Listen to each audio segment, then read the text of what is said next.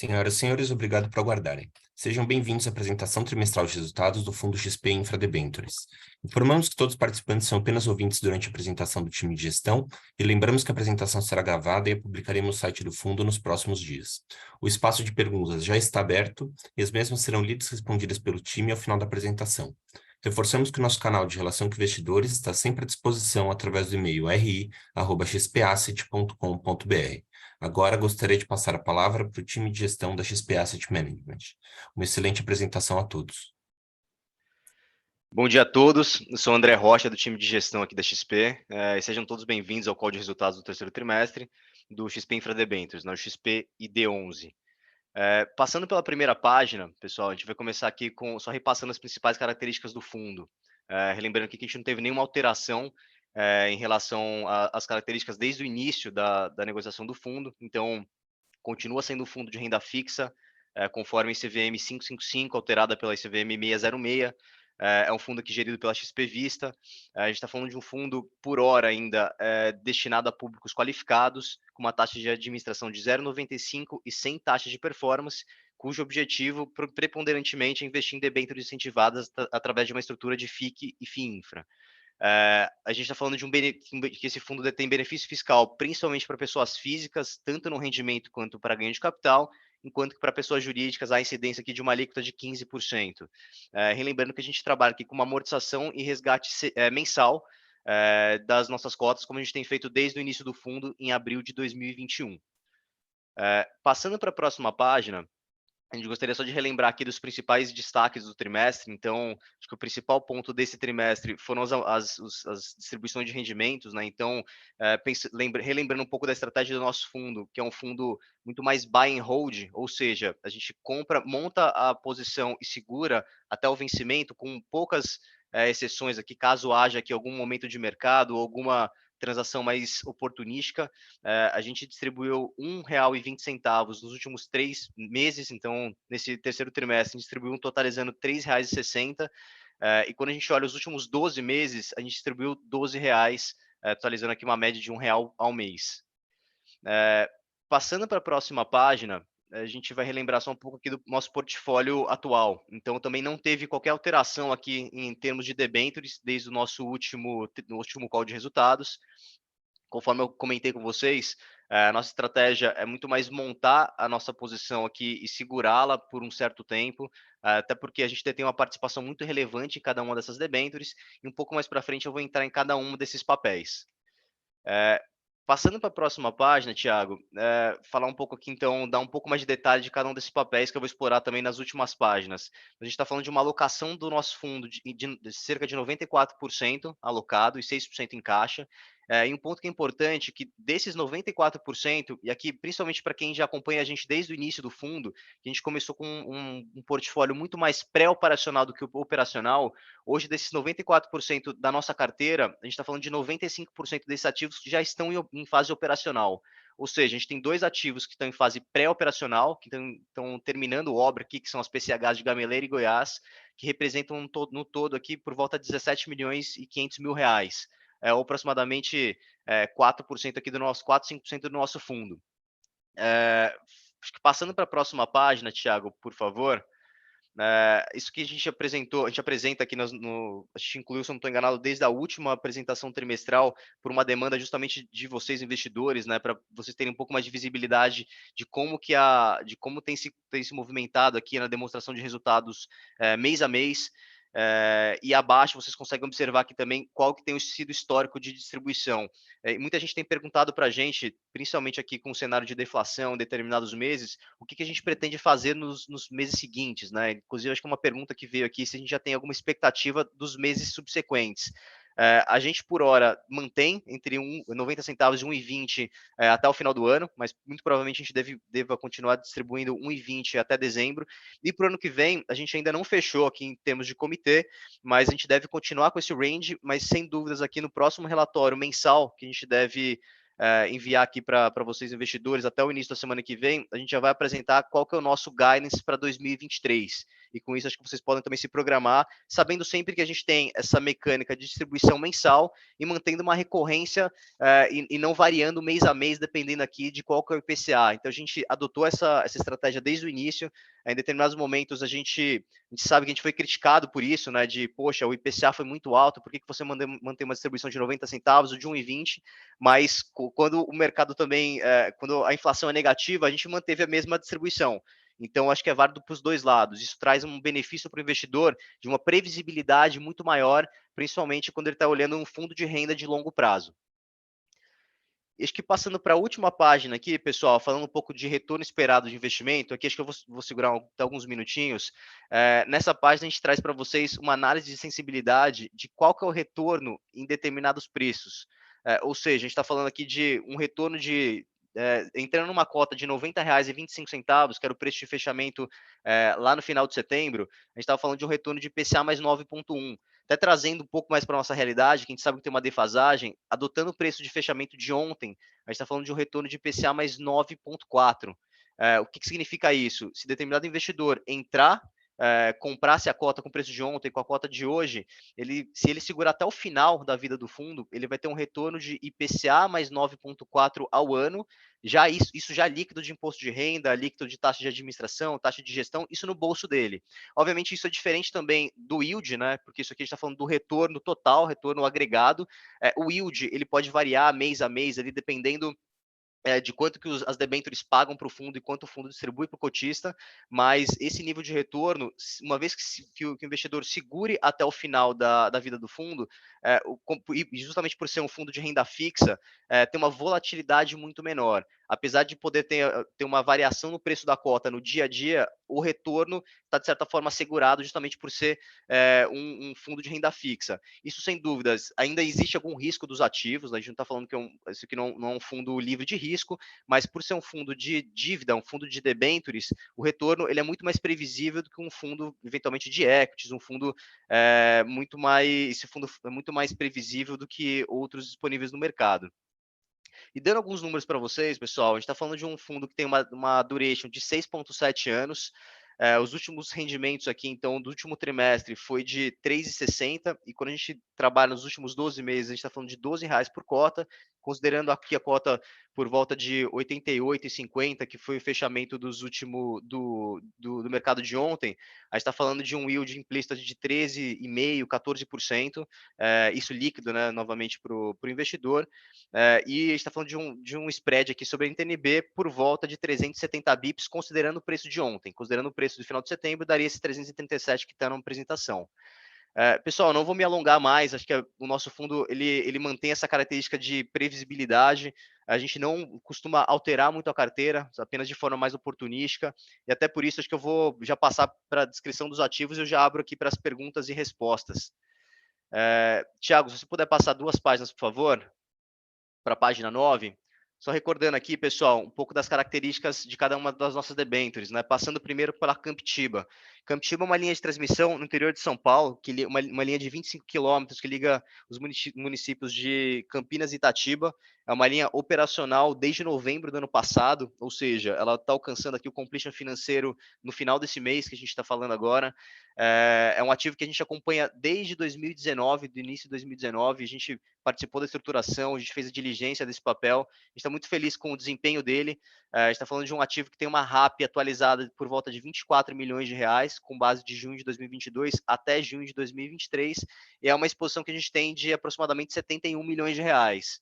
É uma operação ainda longa, a gente está falando de mais de 17 anos e uma duration estimada de 6,6 anos, e que a gente conta também com um pacote de garantias tradicional aqui de Project Finance, né? Então, alienação fiduciária de ações, cessão fiduciária dos recebíveis, e por hora, como a gente ainda está em pré-completion, a gente tem também fiança dos acionistas e um contrato de suporte de aporte de equity, ou seja, se houvesse aqui qualquer estouro, qualquer problema de pagamento da dívida, os acionistas também prestam garantia aqui para a nossa operação. Passando para a próxima operação, para a Aurelândia do Norte, é um ativo também operacional. Esse aqui ele tem um histórico operacional desde junho de 2018, então a gente está falando aqui de aproximadamente 3 anos e meio em operação, com uma taxa aqui de disponibilidade acima de 99,9%. Só para relembrar aqui vocês como funciona uma linha de transmissão, como funciona a receita de uma linha de transmissão.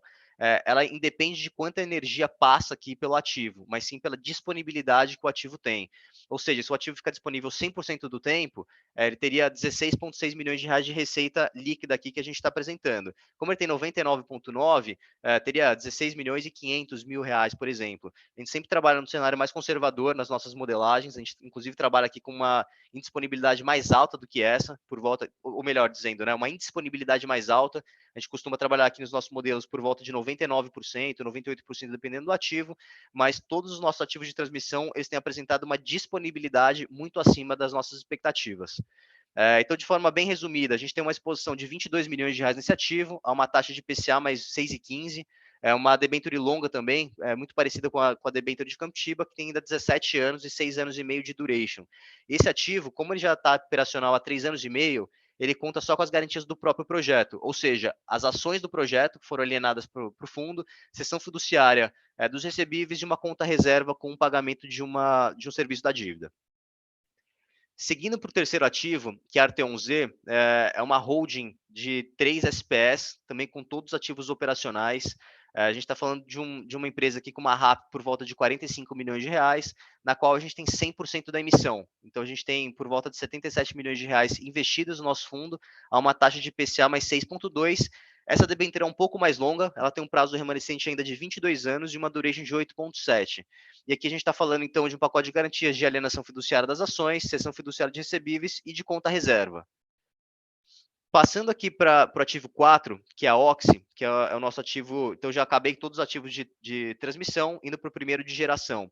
É a nossa maior exposição do fundo hoje, que representa aqui por volta de 34% do nosso fundo, uma exposição aqui de 105,6 milhões de reais, e ela é composta por 4 SPS. Então, Bonfim, Cantá, Pau Rainha e Santa Luz. Só relembrando, a Oxy é uma geradora térmica localizada no estado de Roraima, também todos ativos operacionais com um PPA implícito aqui de quase R$ 1.000, R$ 985. Só para vocês terem uma referência, no último leilão regulado, que foi solar, é uma outra fonte, mas a gente está falando aqui de um preço de R$ 170 desse último leilão regulado, enquanto esse leilão regulado de térmica tem um preço muito elevado, quase de R$ 1.000, considerando o preço atualizado agora de junho de 2022.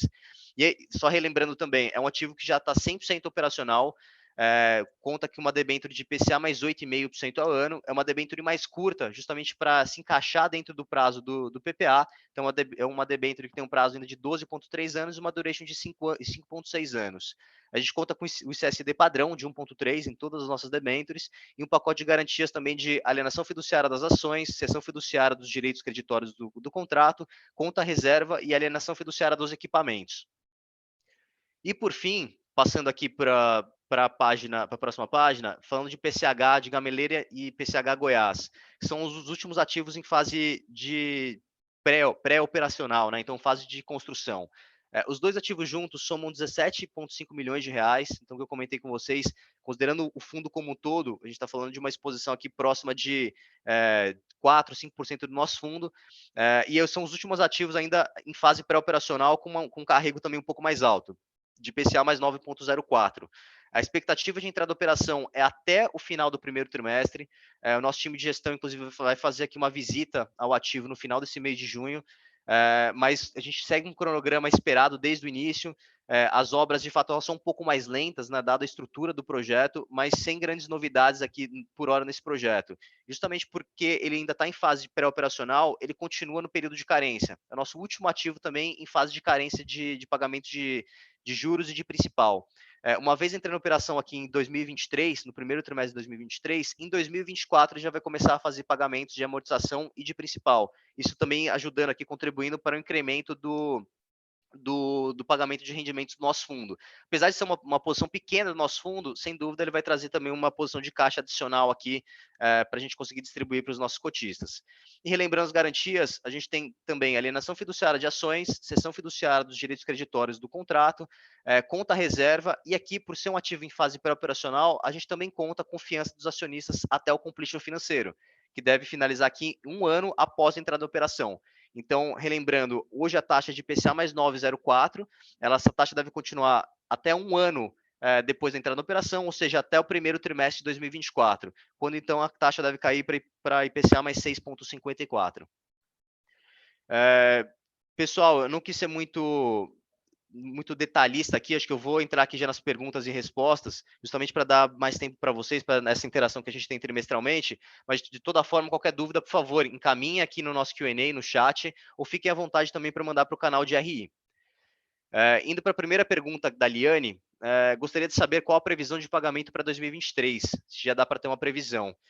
Obrigado pela pergunta, Liane. Acho que eu acabei respondendo ela de forma indireta, que a gente deve soltar aqui esse guidance, nessa previsão, no nosso próximo relatório. Relatório agora de outubro, que deve sair na próxima semana agora de novembro. E com isso, acho que vocês vão poder ter uma previsibilidade maior para o próximo ano. A segunda pergunta, qual o valor patrimonial atual? Deixa eu até pegar qual que é o último valor que eu tenho aqui, Eliane. Eu já volto para você, eu te respondo aqui. Deixa eu pegar aqui, a gente está falando de R$ 99,80 a cota patrimonial, Liane. Então, a gente está falando de um desconto aqui de pouco acima de 10%, né? Então, considerando a cota de ontem de 88,50 e o preço patrimonial de 99,80, a gente está falando de um desconto de 11,5% em relação ao valor patrimonial. Próxima pergunta aqui do Geraldo. Qual a data prevista de final do fundo? Geraldo, o nosso fundo ele não tem uma data de finalização, né? Então, ele é um fundo, de certa forma, perpétuo. O que a gente costuma falar aqui para os investidores? Se a gente não fizesse novas ofertas e a gente distribuir todos os rendimentos das nossas debêntures atuais, então, ou seja, a gente não reinvestir, nosso fundo deveria durar aqui mais 22 anos, que é o prazo da nossa última debenture, que é a debenture de Arteon. Mas como a gente vem recorrentemente trazendo para vocês, a nossa perspectiva aqui de fato é que um momento de mercado que permita, a gente volte ao mercado para fazer novas ofertas. E com isso, a gente pretende de fato manter um fundo recorrente, né? Esse tem um termo chamado desse nosso fundo, que ele é um fundo perpétuo. Ou seja, a partir do momento que a gente vai distribuindo rendimentos para o nosso cotista, a gente faça novas ofertas, a gente vai comprando novas debêntures. E a gente tem alguns já exemplos aqui no mercado de fundos que, embora pagam amortização de rendimentos mensais ou trimestrais, eles tendem a continuar tendo uma vida mais perene ao longo do tempo. Indo para a próxima pergunta aqui do Daniel. Bom dia, seria possível acompanhar diariamente o valor da cota patrimonial, as informações sobre retornos esperados via cota mercado, dividendos já pagos? Um exemplo é a página do Kinea, que apresenta as informações com delay de 2 dias úteis. Obrigado, Daniel. Por hora, a gente ainda não tem esse mecanismo aqui via site ou determinada plataforma, mas obrigado aqui pelo comentário, pela sugestão.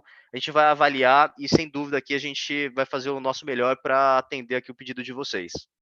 Mas por hora o valor patrimonial ele é possível ser obtido aqui pelo site da CVM, mas as outras informações aqui de retorno esperado a gente ainda não tem disponível, mas sem dúvida aqui é um comentário muito válido, Daniel. Obrigado. Uma próxima pergunta também do Daniel, poderia novamente me informar como se deu o pagamento, deu o aumento de distribuição de 90 centavos para 1,20? Foram reservas? A expectativa de distribuir esse valor até quando? O que esperar após? Boa pergunta, Daniel.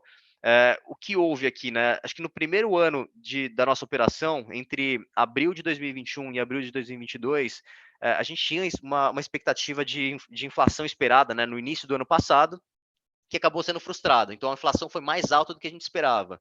Isso ocasionou aqui, sem dúvidas, um estoque de lucros acumulados. Então, a gente tem aqui ainda lucros acumulados que permite a gente pagar esse 1,20 por determinado tempo. Mas a mensagem aqui, Daniel, é que a gente pretende distribuir o máximo de rendimento possível aqui para o nosso cotista, mas sempre de uma forma muito linear. E esse, inclusive, foi um pedido, um pedido dos investidores em geral, né? Isso principalmente na época que a gente estava fazendo aqui o roadshow, quando a gente estava levantando o capital do fundo no início do ano passado, de ter uma recorrência e ter uma previsibilidade maior. Por isso a gente não tem saltos no mês a mês. Em determinado mês que eu tenho um IPCA mais alto ou mais baixo, a gente mantém sempre uma recorrência muito parecida. Então, a gente distribuiu 90 centavos por um determinado tempo, e aí, há 4 meses, 5 meses atrás, a gente decidiu aqui elevar, né, a distribuição em junho de 90 centavos para 1,20, justamente porque a gente tinha um estoque acumulado e porque a gente vislumbrava aqui um IPCA mais alto também para os próximos meses. Isso aqui, a gente sempre toma essa decisão com base semestral ou anual, e como eu comentei, agora nesse relatório de outubro, que vai sair na próxima semana agora de novembro, a gente deve publicar para vocês qual que é a nossa expectativa de rendimentos para 2023. Mas é isso, Daniel. Se não ficou claro, por favor, pergunte aqui novamente, pode mandar uma réplica. Uma outra pergunta da Liane, falar a verdade, acho que é o comentário, né? Muito obrigado pela transparência sempre. A gente agradece, Liane. Daniel, acho que entendi também que está respondido. E uma última pergunta do Geraldo. Aonde fica aplicado o estoque acumulado? Geraldo, não sei se eu entendi sua pergunta. Quando eu digo estoque de lucros acumulados, no final das contas, as nossas debêntures, os nossos papéis, eles se apreciaram.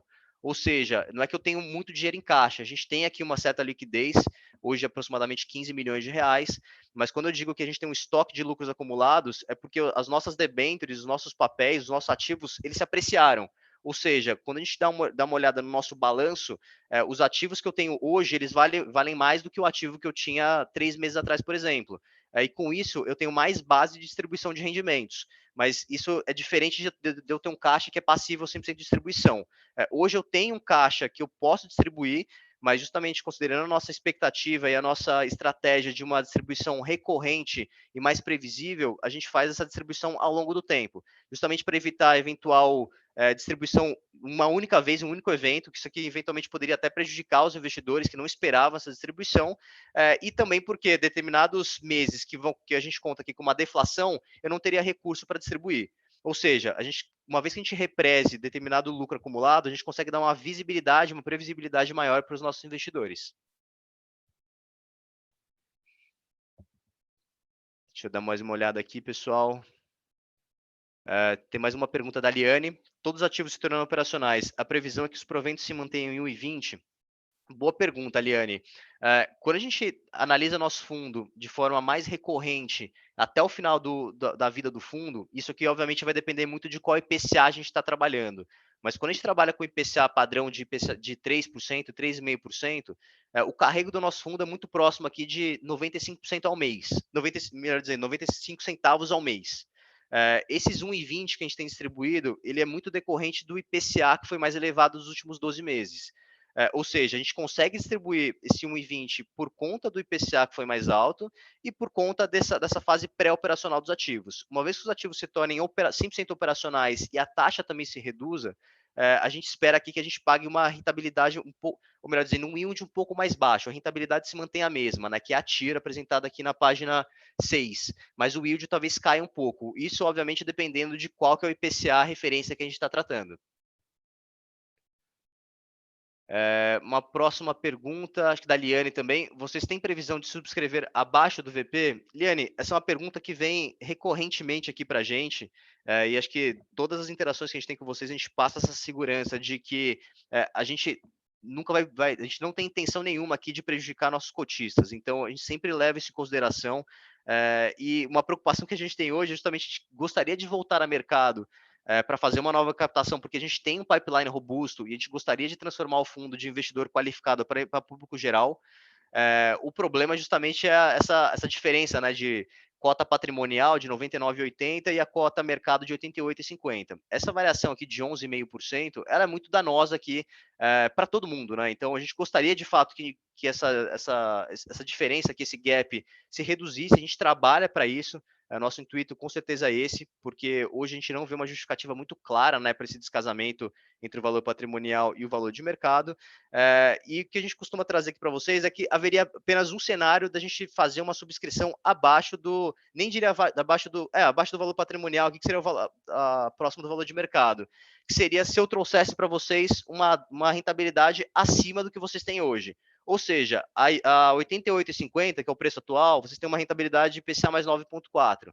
Se eu trouxesse nesse mesmo preço uma rentabilidade de um papel a IPCA mais 10, ele traria valor para os cotistas atuais. Então, seria o único cenário que a gente poderia fazer uma oferta abaixo do valor patrimonial. Mas, eu diria para você aqui, Diane, considerando as condições macros aqui do mercado, é muito improvável que isso aconteça, tá? A gente sempre tem no radar aqui valor patrimonial, valor de mercado, novas operações, e de fato, trazer uma operação para o nosso cotista de IPCA mais 10, IPCA mais 9,5, não é muito convencional, mas sem dúvida, acho que isso eventualmente seria a única exceção, mas a gente sempre vai levar em consideração aqui todos os cotistas que confiam na gente desde o início, né? A gente não tem o menor interesse aqui, justamente porque a gente é uma casa, nós somos uma casa que ponderamos muito, né, o relacionamento com os agentes autônomos, o relacionamento com os investidores, e a gente não está aqui para fazer um único fundo.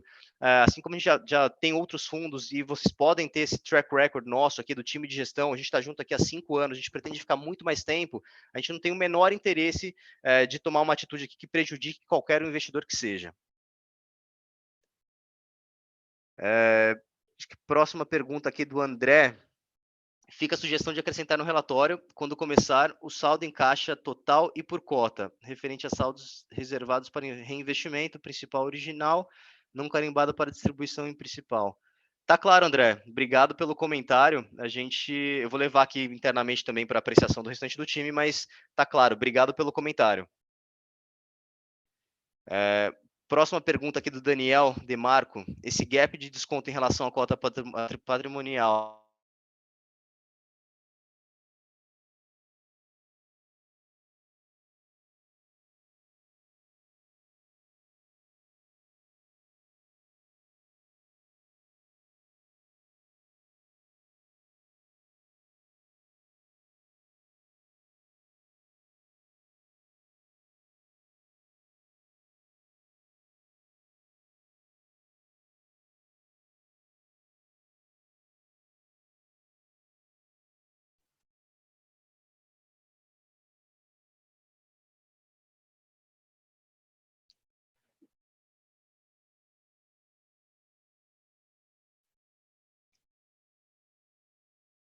Pessoal, estão me ouvindo? Tive um problema aqui de internet. Vou retomar aqui, pessoal. Desculpa, o áudio cortou. Acho que voltando à pergunta do Geraldo, vou refazer aqui a resposta, Geraldo. Desculpa pela interrupção. Mas a gente usa como métrica sempre a NTNB de 2030. Inclusive, se você puder dar uma olhada depois nas nossas notas de rodapé, a gente sempre faz a referência a todos os spreads em cima dessa NTNB. E quando a gente fala aqui, então, pensando qual que seria a justificativa, no passado a gente debateu bastante isso, né? Inclusive aqui com os nossos investidores, que, poxa, o fundo de vocês tem uma componente muito pré-operacional, que hoje isso já não é mais verdade, né? Então a gente já tem 95% da nossa carteira investida em ativos operacionais. Sem dúvida aqui, o ponto de ser um público mais restrito, então um público qualificado, ele também acaba restringindo um pouco a liquidez, que hoje tem por volta de 600, 700 mil reais ao dia. Mas, sem dúvida, o que a gente pretende fazer aqui ao longo dos próximos meses, próximos anos, trazendo mais liquidez, ou seja, fazendo mais ofertas subsequentes, dando mais transparência ao mercado, que a gente acredita que a gente tem cumprido com isso, mas a gente está sempre aberto aqui, inclusive as perguntas que vocês mandaram, os comentários são sempre bem-vindos, trazer mais liquidez. A gente entende que liquidez talvez seja aqui a maior explicação, porque uma vez que eu faço uma pulverização maior do meu fundo, tanto do meu portfólio quanto da minha base de cotistas, eu acabo trazendo mais benefício para o meu próprio fundo e para o meu próprio cotista, porque ele tem uma arbitrariedade menor e eu tenho uma concentração menor em cada um dos meus ativos. Então, hoje, por exemplo, Oxy, que é a nossa maior exposição, a gente tem por volta de 34%, se eu dobrasse o fundo, eu já iria automaticamente para 17%, além de considerar aqui um ADTV, né? Então, uma negociação diária que deveria passar aqui dos seus 600, 700 mil reais por dia, por volta de algo como 1,5 milhão.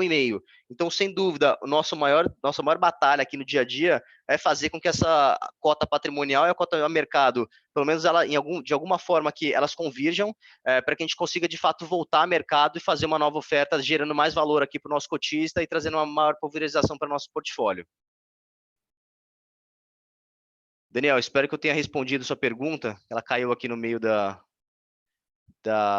live. Se não, por favor, vou dar mais um minutinho aqui. Acho que você fez de novo a pergunta. Esse gap de desconto em relação à cota patrimonial, vocês acreditam que possa ser eliminado com a redução das taxas de juros? Acho que foi exatamente isso que eu respondi, Daniel. Se não ficar claro, por favor, faça aqui uma tréplica ou a gente está à disposição também no canal de RI. Vou dar mais um minuto aqui, pessoal. Se quiserem mandar mais uma pergunta, fiquem à vontade também para nos acessar aqui pelo canal de RI, que o Thiago comentou no início, ri@xpasset.com.br. A gente também está disponível aqui pelo nosso fundo, xpasset.com.br/xpid, e trimestralmente a gente volta aqui ao mercado sempre abrindo aqui para perguntas, interações com os investidores, e mensalmente a gente solta para vocês os nossos relatórios mensais. A gente pede também, pessoal, por favor, se inscrevam aqui no nosso mailing, no nosso site, justamente para receber todas as nossas notificações, nossos avisos ao mercado, aviso aqui de pagamento de rendimento, fatos relevantes e demais comunicações. Pessoal, a gente não recebeu mais nenhuma pergunta, agradeço a interação de todos, todas as sugestões aqui foram anotadas, a gente volta para vocês sempre com o intuito de melhorar a transparência e trazer mais valor aqui para os nossos cotistas. Muito obrigado, a gente se vê novamente no próximo trimestre.